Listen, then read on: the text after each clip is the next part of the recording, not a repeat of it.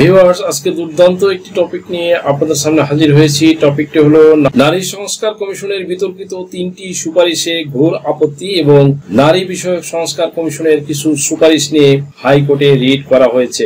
অভিন্ন পারিবারিক আইনের মাধ্যমে সব ধর্মের নারীদের সমান অধিকার, উত্তরাধিকার আইনে সমান অধিকার এবং শ্রম আইনে যৌনকর্মীদের শ্রমিক হিসেবে স্বীকৃতি দেওয়ার সুপারিশ নিয়ে তুমুল বিতর্ক উঠেছে আম জনতার মাঝে। সুপ্রিয় দর্শক মণ্ডলী, প্রধান উপদেষ্টার কাছে জমা দেওয়া নারী বিষয়ক সংস্কার কমিশনের প্রতিবেদনে যেসব সুপারিশ করা হয়েছে এর মধ্যে 3টি বিষয় নিয়ে তুমুল বিতর্ক উঠেছে। এগুলো হলো, 1 নম্বরে অভিন্ন পারিবারিক আইনের মাধ্যমে সব ধর্মের নারীকে সমান অধিকার, 2 নম্বরে উত্তরাধিকার আইনে সমান অধিকার এবং 3 নম্বরে শ্রম আইনে যৌনকর্মীদের শ্রমিক হিসেবে স্বীকৃতি দেওয়ার সুপারিশ। হেফাজতে ইসলামের নেতারা দাবি করেছেন এসব প্রস্তাব ইসলামী শরিয়ার সঙ্গে সাংঘর্ষিক। এছাড়া সরাসরি নির্বাচনের মাধ্যমে নারীর প্রতিনিধিত্ব বাড়ানোর লক্ষ্যে সংসদীয় আসন বাড়িয়ে 600 করার যে সুপারিশ করা হয়েছে তা কতটা বাস্তবসম্মত সে প্রশ্ন উঠছে বিভিন্ন মহলে। নারী বিষয়ক সংস্কার কমিশনের প্রধান শিরিন পারভীন হকের নেতৃত্ব কমিশনের সদস্যরা গত 19 এপ্রিল প্রধান উপদেষ্টার কাছে তাদের প্রতিবেদন জমা দেন। প্রতিবেদনে নারীর প্রতি বৈষম্য দূর করতে মুসলিম, হিন্দু ও খ্রিস্টান পারিবারিক আইনের সংস্কার করার প্রস্তাব করা হয়েছে। এসব আইনের পরিবর্তে অভিন্ন পারিবারিক আইনের মাধ্যমে সব ধর্মের নারীর জন্য বিয়ে, তালাক ও সন্তানের ভরণ পোষণে সমান অধিকার নিশ্চিত করার জন্য অধ্যাদেশ জারি করার সুপারিশের পাশাপাশি সব সম্প্রদায়ের জন্য আইনটিকে ঐচ্ছিক রাখার সুপারিশ করা হয়েছে। এছাড়া উত্তরাধিকার আইন সংশোধন করে মুসলিম ও অন্যান্য ধর্মীয় উত্তরাধিকার আইন সংশোধন করে সম্পদে নারীর 50% নিশ্চিত করার সুপারিশ করেছে কমিশন। পাশাপাশি শ্রম আইনে যৌনকর্মীদের শ্রমিক হিসেবে স্বীকৃতি দেওয়ার সুপারিশ করেছে নারী বিষয়ক সংস্কার কমিশন। তবে কমিশনের এসব সুপারিশ নিয়ে পাল্টাপাল্টি অবস্থান তৈরি হয়েছে। এসব সুপারিশে আপত্তি জানিয়ে নারী বিষয়ক সংস্কার কমিশন বাতিল চেয়েছে হেফাজতে ইসলাম বাংলাদেশ। গত 29 মে বাদ জুমা নারী সংস্কার কমিশন অবিলম্বে বাতিল সহ 4 দফা দাবিতে দেশব্যাপী বিক্ষোভ কর্মসূচি পালন করেছে হেফাজতে ইসলাম। এছাড়া ইসলামী আন্দোলন বাংলাদেশ ও নারী বিষয়ক সংস্কার কমিশনকে বাতিল করতে এবং তাদের প্রতিবেদন প্রত্যাখ্যান করার দাবি জানিয়েছেন। অন্যদিকে কমিশন ও নারী অধিকার কর্মীরা বলছেন, নারীর প্রতি বৈষম্য নিরসন আমাদের জন্য একটি চ্যালেঞ্জ, আর এই চ্যালেঞ্জ মোকাবিলা করতে তারা প্রস্তুত আছেন। গত 19 এপ্রিল প্রধান উপদেষ্টার কাছে প্রতিবেদন জমা দেওয়ার শেষে ফরেন সার্ভিস একাডেমিতে ব্রিফিং এ নারী বিষয়ক সংস্কার কমিশনের প্রধান শিরিন পারভীন হক বলেন, আমাদের অনেক সুপারিশ নিয়ে অনেক বাধা আসবে, আর এই বাধা মোকাবিলার জন্য আমরা প্রস্তুত আছি। আমরা বিশ্বাস করি নারীর প্রতি চলে আসা যে বৈষম্য রয়েছে তা যদি কেউ বিলুপ্ত করতে পারে সেটা এই অন্তর্বর্তী সরকারই পারবে। ভিউয়ার্স, কমিশনের পক্ষ থেকে জাতীয় সংসদের আসন সংখ্যা বাড়িয়ে 600 করার সুপারিশ করা হয়েছে, যেখানে প্রতিটি নির্বাচনী এলাকায় একটি সাধারণ আসন এবং নারীদের জন্য একটি সংরক্ষিত আসন থাকবে। তবে উভয় আসনে সরাসরি ভোটের মাধ্যমে নির্বাচন হওয়ার কথা হয়েছে।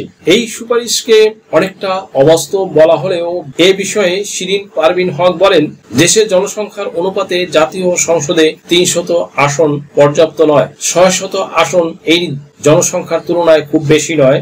এটা নিয়ে অনেকে অনেক মন্তব্য করলেও আমাদের কাছে 600 আসন উদ্ভট কিছু মনে হচ্ছে না। আমরা চাই বিষয়টি নিয়ে আলোচনা হোক, বিতর্ক হোক, আসন বাড়ানোর বিরুদ্ধে কি কি যুক্তি আছে তা উঠে আসুক। এছাড়া প্রতিবেদনে বলা হয়, রাজনৈতিক দলের সর্বস্তরের কমিটিতে 33% পদে নারীদের রাখার যে বিধান গণপ্রতিনিধিত্ব আদেশ রয়েছে তার বাস্তবায়ন নিশ্চিত করতে বলা হয়েছে। শ্রম ও কর্মসংস্থান খাতে বৈষম্য নিরসনে অন্তর্বর্তী সরকারের মেয়াদে করণীয় বিষয়ে সুপারিশে কমিশন বলেছেন, সব খাতে 6 মাস বা 24 সপ্তাহ পূর্ণ বেতনে প্রসূতি প্রসব ও দত্তকজনিত ছুটি নিশ্চিত করা। শ্রম আইনে প্রসূতি কল্যাণ পরিবর্তন করে প্রসূতি অধিকার লেখা এবং গর্ভধারণ থেকে প্রসব উত্তর ছুটিতে থাকাকালীন চাকরিচ্যুতি নিষিদ্ধ করা সহ প্রয়োজনীয় অন্যান্য সুযোগ সুবিধা অন্তর্ভুক্ত করা। সব খাতে 2 সপ্তাহ পূর্ণ বেতনে পিতৃত্বজনিত ছুটি নিশ্চিত করা এবং শ্রম আইনে গৃহকর্মী ও যৌনকর্মীদের শ্রমিক হিসেবে স্বীকৃতি দেওয়ার কথা হয়েছে। সুপারিশ করা সার্বিক বিষয় তদারকিতে একটি স্বতন্ত্র স্থায়ী নারী বিষয়ক কমিশন করা সহ 15টি বিষয়ে 423টি সুপারিশ জানিয়েছে নারী বিষয়ক সংস্কার কমিশন। যে বিষয়গুলোতে সংস্কার প্রস্তাব দিয়েছে সেগুলো হলো সংবিধান, আইন ও নারীর অধিকার, সমতা ও সুরক্ষা ভিত্তি, সব বয়সী নারীর জন্য সুস্বাস্থ্য, নারীর অগ্রগতির জন্য প্রাতিষ্ঠানিক ব্যবস্থা ও জাতীয় সংস্থাসমূহ, অর্থনীতিতে অংশগ্রহণ ও সম্পদের অধিকার, নারীর স্বার্থ ও অধিকার প্রতিষ্ঠায় বিকেন্দ্রীকরণ ও স্থানীয় শ্রম ও কর্মসংস্থান পর্যায়ে উন্নয়ন, নারী শ্রমিকের নিরাপদ অভিবাসন, নারী ও মেয়ে শিশুর জন্য সহিংসতা মুক্ত সমাজ, দারিদ্র্য হ্রাসে টেকসই সামাজিক সুরক্ষা, জনপরিসরে নারীর ভূমিকা, জাতীয় ও স্থানীয় পর্যায়ে গণমাধ্যমে নারীর অংশগ্রহণ, চিত্রায়ন ও প্রকাশ, জনপ্রশাসনে নারীর অংশগ্রহণ, ক্রীড়া ও সংস্কৃতিতে নারীর অন্তর্ভুক্তি ও বিকাশ, নারীর অগ্রগতির জন্য শিক্ষা, প্রযুক্তি ও দক্ষতা বৃদ্ধি এবং দুর্যোগ ও জলবায়ু পরিবর্তনে নারী এর মধ্য থেকে যেসব সুপারিশ এখনই বাস্তবায়নযোগ্য তা দ্রুত বাস্তবায়নের জন্য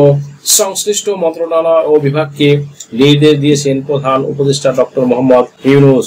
পরবর্তীতে ডক্টর মোহাম্মদ ইউনূস হয়তো সিদ্ধান্ত বদলাবে, কারণ তিনি হয়তো এমনটি বাস্তবায়ন করবে না যেটা জনস্বার্থ ব্যাহত হয়। নারী বিষয়ক সংস্কার কমিশনের সুপারিশ ও এই নিয়ে বিতর্কের বিষয়ে ঢাকা বিশ্ববিদ্যালয়ের সমাজ বিজ্ঞান বিভাগের একজন অধ্যাপক গতকাল ইত্তেফাককে বলেন, সমাজ যখন বহুদিন ধরে এক ধাঁচে চলতে থাকে তখন হঠাৎ যে কোনো পরিবর্তন মেনে নেওয়া সবার পক্ষে সম্ভব হয় না। এটি মানতে সময় লাগে। তার পাশাপাশি প্রস্তাবগুলো কতটা বাস্তবায়নযোগ্য তা নিয়েও প্রশ্ন ওঠে। কিন্তু একবারে বড় পরিবর্তন না এনে পর্যায়ক্রমে গ্র্যাজুয়ালি যখন পরিবর্তনগুলো করা হয় তখন তার প্রতিক্রিয়ার কম হয়। শুধু তাই নয়, নারী বিষয়ক সংস্কার কমিশনের প্রতিবেদনের কিছু সুপারিশ নিয়ে হাইকোর্টে একটি রিট দায়ের করা হয়েছে। সুপ্রিম কোর্টের আইনজীবী রওশন আলী রিটটি দায়ের করেছেন। এই আইনজীবী প্রথম আলোকে বলেন, 5 মে সোমবার বিচারপতি ফাতেমা নজিফ ও বিচারপতি শিকদার মাহমুদুর রাজীব সমন্বয়ে গঠিত হাইকোর্ট বেঞ্চে রিটটির উপর শুনানি হবার কথা রয়েছে। রিট আবেদনে বলা হয়েছে, নারী বিষয়ক সংস্কার কমিশনের প্রতিবেদনটি সম্প্রতি বিভিন্ন মাধ্যমে প্রকাশিত ও আলোচিত হয়েছে। প্রতিবেদনের বিভিন্ন সুপারিশ ইসলামী শরিয়তের বিধানের পরিপন্থী, দেশের জনগণের ধর্মীয় অনুভূতির পরিপন্থী, বাংলাদেশের সংবিধানের সঙ্গে সাংঘর্ষিক। তাই এই বিষয়ে রিট দায়ের করা হয়েছে। বিষয়টি অত্যন্ত গুরুত্বপূর্ণ ও জাতীয়ভাবে স্পর্শকাতর। রিটে সংশ্লিষ্ট 3টি মন্ত্রণালয় ও নারী সংস্কার কমিশনের চেয়ারম্যানকে বিবাদী করা হয়েছে। রিটে রুল জারির আর্জি রয়েছে। কমিশনের প্রতিবেদনের 3, 4, 6, 10, 11 ও 12 অধ্যায়ে অন্তর্ভুক্ত সুপারিশগুলো কেন বেআইনিভাবে প্রণীত ও আইনগত কার্যকারিতা বহির্ভূত ঘোষণা করা হবে না, এই মর্মে রুল চাওয়া হয়েছে। টুরিস্ট ভিসা, স্টুডেন্ট ভিসা কিংবা জব ভিসার মাধ্যমে বিদেশে গমন ইচ্ছুকদের জন্য সুখবর। আপনি কি সম্পদের ভ্যালুয়েশন করতে বিশ্বস্ত ও নির্ভরযোগ্য প্রতিষ্ঠান খুঁজছেন? আমরা দিচ্ছি দীর্ঘদিনের অভিজ্ঞতা সম্পন্ন এবং আইন মন্ত্রণালয় থেকে সনদপ্রাপ্তদের দিয়ে স্বল্প খরচে নির্ভুল সেবা।